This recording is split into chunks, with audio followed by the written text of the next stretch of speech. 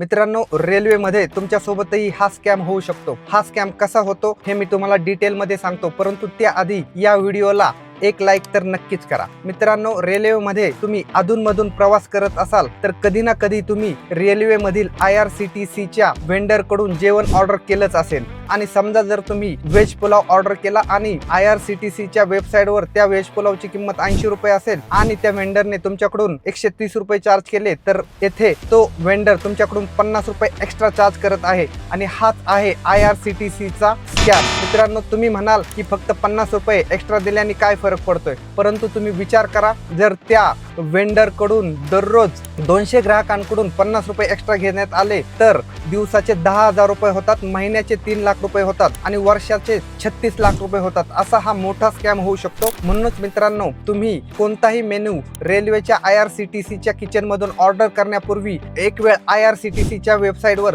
त्या मेन्यूची प्राइस नक्की चेक करा। यासाठी IRCTC मेन्यू प्राइस लिस्ट असे गुगलवर सर्च केल्यानंतर येणाऱ्या वेबसाईटवर क्लिक करा। त्यानंतर ही वेबसाईट ओपन झाल्यानंतर सगळ्यात शेवटच्या ऑप्शनवर क्लिक केल्यानंतर तुम्हाला त्या IRCTCच्या किचन मधील सगळ्या मेन्यूची प्राइस लिस्ट तुमच्या समोर ओपन होईल आणि त्या प्राइस लिस्ट पेक्षा जर जास्त किंमत त्या वेंडरने तुमच्याकडून घेण्याचा प्रयत्न केला तर तुम्ही त्याची कंप्लेंट रेल मदत या ॲपवर सुद्धा करू शकता। मित्रांनो, हा महत्त्वाचा व्हिडिओ तुमच्या सगळ्या मित्रांना शेअर करा व असेच महत्त्वाचे व्हिडिओ इथून पुढेही पाहण्यासाठी लगेच सबस्क्राईब करा।